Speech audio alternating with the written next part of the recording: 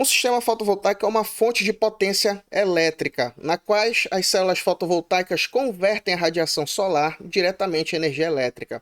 Então, nós temos que imaginar uma célula fotovoltaica como uma máquina de conversão, que ela consegue converter a radiação solar, a luz que estamos vendo aqui fora, a radiação solar, a luz que a gente sente o brilho meio-dia bater na nossa pele, ela consegue converter essa radiação diretamente em eletricidade.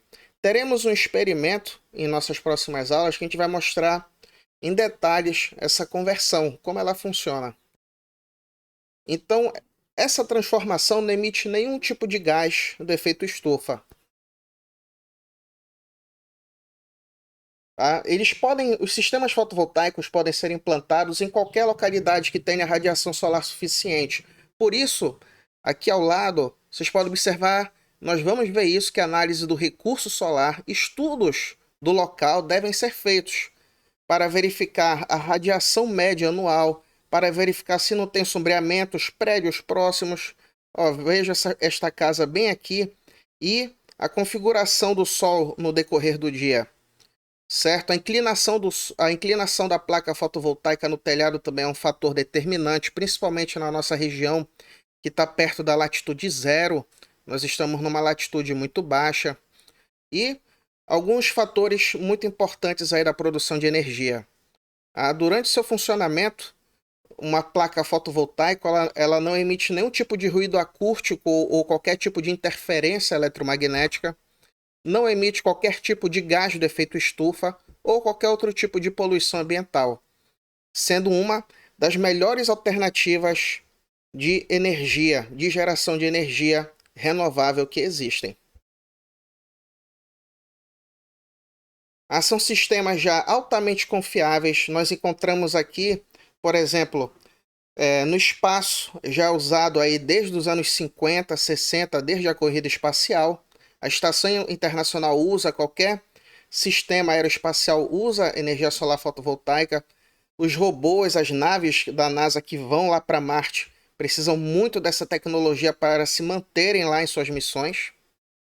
Bem aqui os sistemas fotovoltaicos no deserto do Saara, em outros desertos do mundo. Lá em Israel também tem alguns desertos e existem milhares de sistemas fotovoltaicos por lá. E aqui uma condição muito comum na nossa região, na região amazônica, de casas e comunidades, cidades que não possuem acesso à rede elétrica convencional. Então eles não possuem acesso à eletricidade, que é uma riqueza, um recurso hoje vital, certo? Então eles usam sistemas isolados de energia, ou seja, a placa fotovoltaica é ligada a um banco de baterias. Então, basicamente, os sistemas fotovoltaicos, eles são classificados de acordo com a forma de geração. Essa energia gerada por eles, ela vai ser conduzida. Por onde ela vai ser conduzida, enviada? Temos os sistemas isolados ou autônomos que usam banco de baterias. Eles não precisam da rede elétrica para funcionamento. Por isso que são chamados de off-grid. Do inglês grid vem de malha. Para nós pode não fazer tanto sentido, mas seria rede. Né? Para o americano seria malha elétrica. Para nós, rede elétrica. Então, off-grid, fora da rede. E os sistemas conectados à rede. Os sistemas on-grid, dentro da rede elétrica. São sistemas fotovoltaicos que precisam estar ligados à rede elétrica para injetarem energia na rede elétrica. Para eles, a rede elétrica é como se fosse uma grande bateria.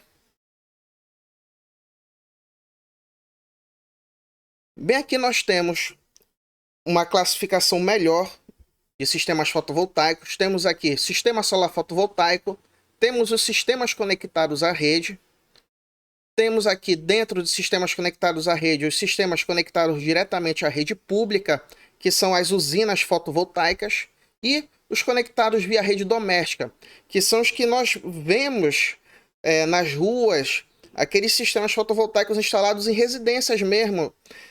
Inclusive, alguns de vocês já podem ter sistemas fotovoltaicos instalados na casa de vocês. É um sistema fotovoltaico conectado via rede doméstica.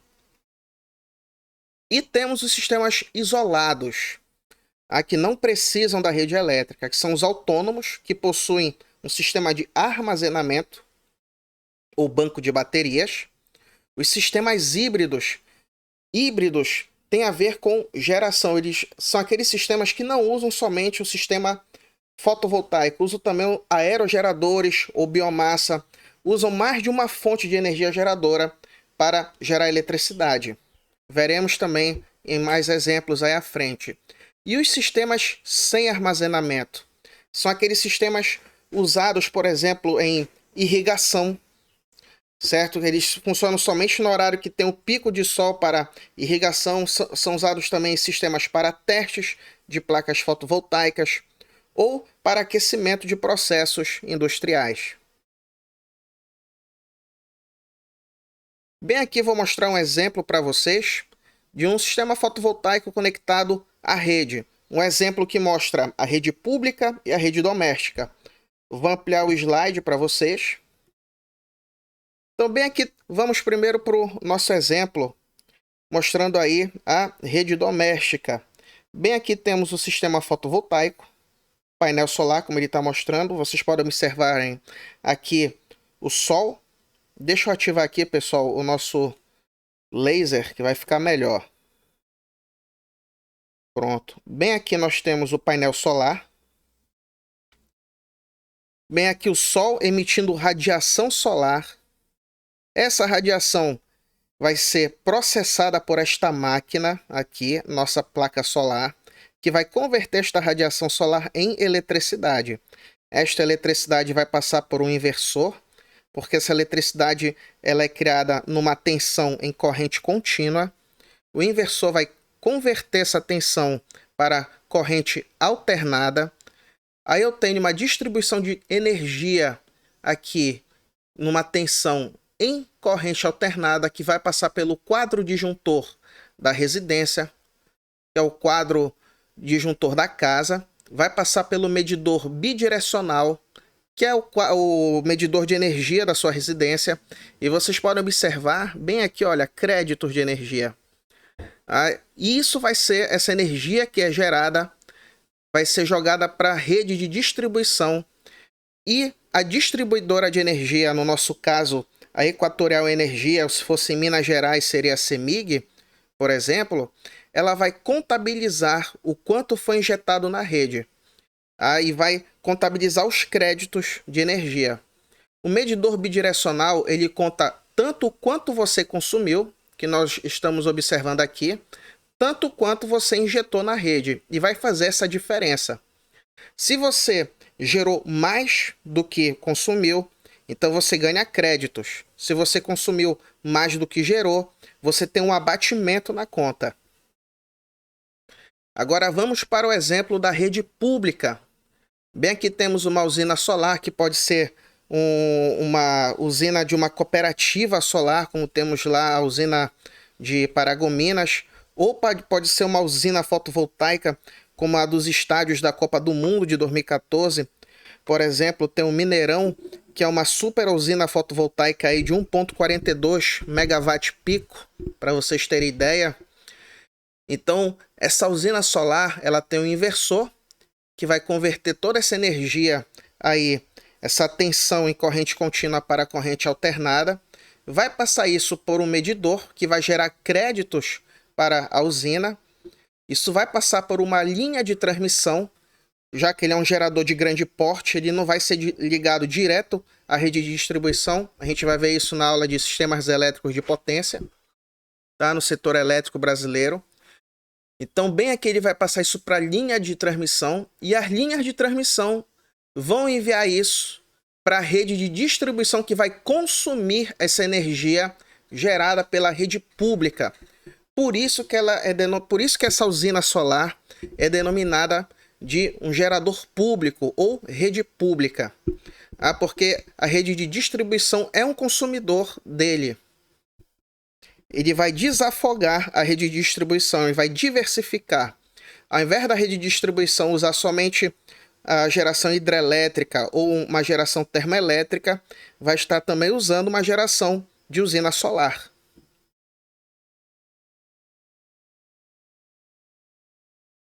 Vamos desativar aqui o nosso laser pointer. Certo. Temos agora aqui, pessoal, o nosso sistema fotovoltaico isolado. Deixa eu voltar aqui com vocês. Então, bem aqui nós temos esse painel fotovoltaico. Temos dois painéis aqui, eles podem estarem ligados em série ou em paralelo. Veremos isso na parte de eletricidade. Tá? Que vão para um controlador de carga. O controlador de carga, a função dele já é autodenominativa. É controlar a energia vinda desses painéis, controlar, equalizar e injetar uma energia estável para o banco de baterias. Esse banco de baterias ele vai ser sempre carregado pelos módulos e vai enviar energia para o inversor. Lembrando que toda essa operação aqui é feita numa tensão em corrente contínua. E o inversor vai converter a tensão em corrente contínua para corrente alternada. E por fim, essa energia vai para os aparelhos elétricos da residência. Lembrando que a maioria dos equipamentos elétricos funcionam aí em corrente alternada. Hoje já é possível você encontrar freezer, lâmpadas, televisor em corrente contínua, em 12 volts. Mas isso é assunto para próximas aulas também. Aqui um comentário aqui embaixo. Né? O sistema fotovoltaico isolado autônomo é aquele que não tem contato com a rede de distribuição, ou seja, ele é autônomo. Né? Eles podem ser classificados como híbridos, ou seja, se ele usasse um aerogerador, ou autônomos puros. Tá? Bem aqui nós temos, pessoal, a energia solar térmica. Aqui temos um exemplo. Vamos ativar o nosso laser.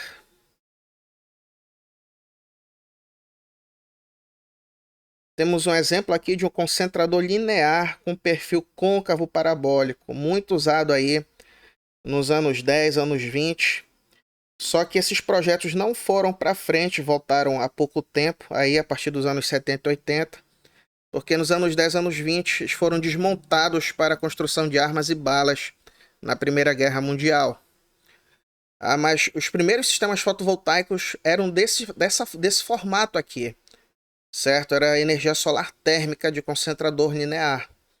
Eles eram muito usados, ainda são, claro, para processos industriais que precisem de altas temperaturas, certo? Como ligar uma caldeira, né? Ou seja, inserir calor, aumentar a temperatura de uma caldeira, aquecimento de água, processos industriais que precisem de altas temperaturas.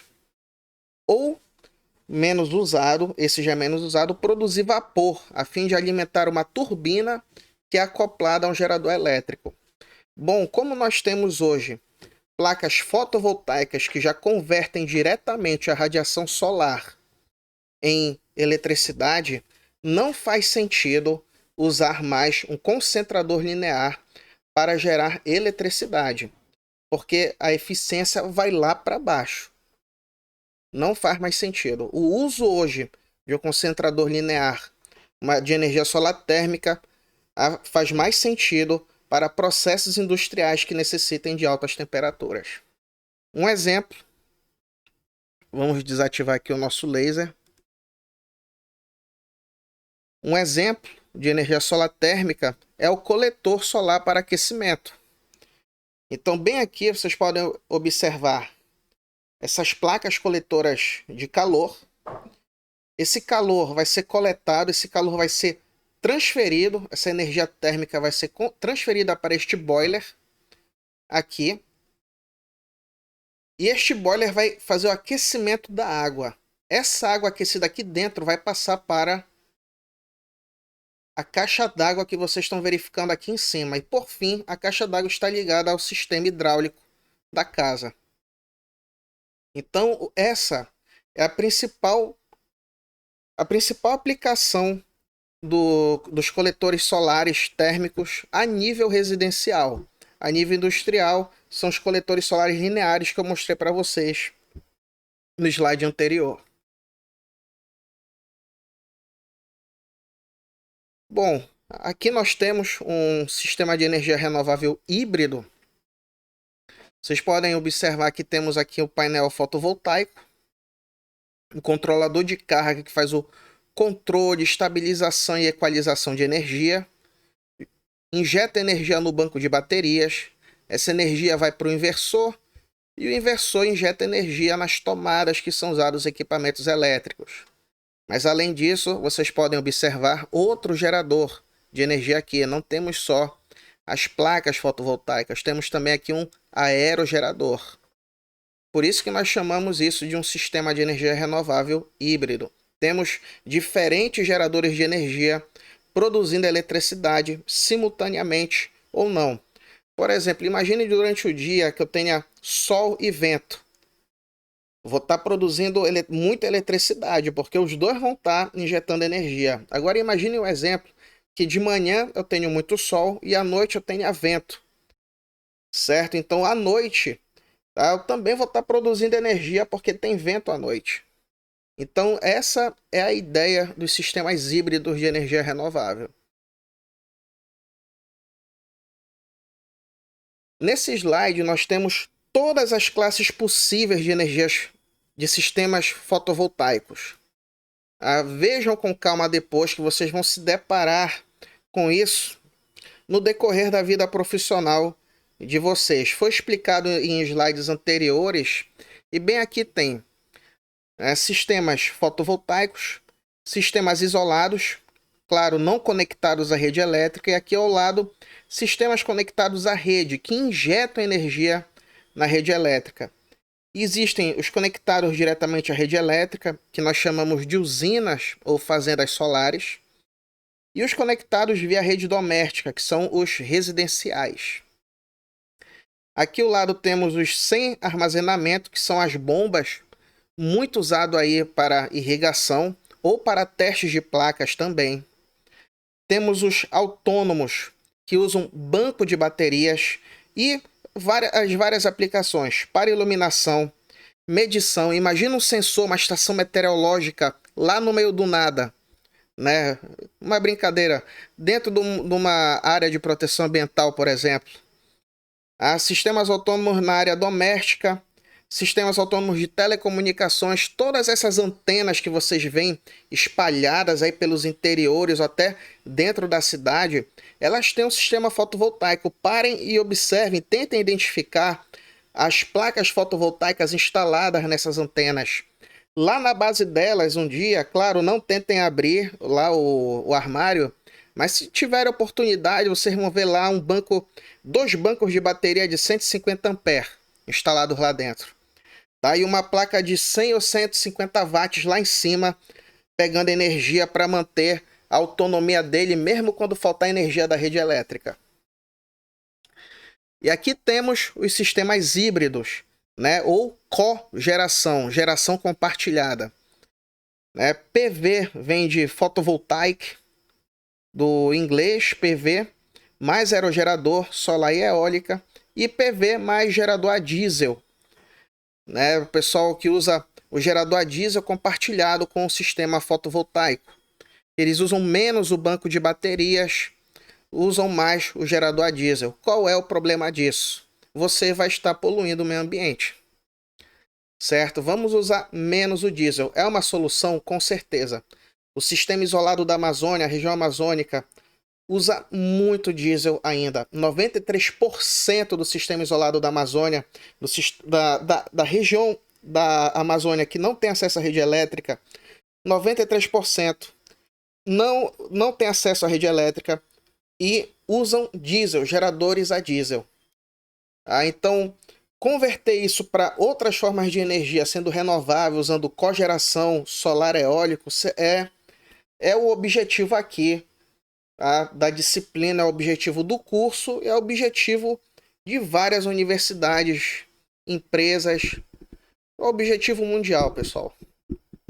Ainda mais em termos de região amazônica.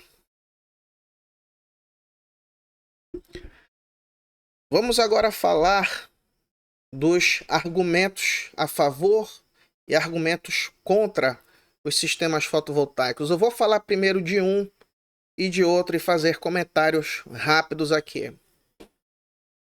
Tá? Argumentos a favor. É um pré-requisito para a energia solar. O sol está prontamente disponível. É uma opção viável se utilizada em conjunto com outras energias renováveis. De fato, é uma média mundial. A cada 12 horas nós temos sol. Ele é uma energia que se renova a cada 12 horas. Então, é muito viável. A energia solar fotovoltaica não emite quaisquer emissões de gases poluidoras. De fato, você pode chegar lá com um medidor de gás. Durante esse processo de conversão, ele não vai emitir qualquer tipo de gás, qualquer tipo de produto químico. Os módulos têm duração de 20 a 25 anos. O tempo de retorno pode ser de 5 anos. Sim, são sistemas duráveis. É um investimento que vai durar um longo tempo, certo? É praticamente uma herança familiar. Vamos agora para os argumentos contra. Os painéis solares não funcionam com mau tempo ou à noite, quando a maioria das pessoas está em casa e precisa de eletricidade. Bom, esse não é um argumento forte, certo? Lembrem que ele funciona com o sistema fotovoltaico, ele injeta energia para você, se for conectado à rede, ele injeta energia na rede para você ganhar créditos de energia. Então, à noite, você vai estar usando energia da rede elétrica. Tá? Mas lembre que durante o dia, você injetou muita energia na rede elétrica. E você vai ter créditos a seu favor.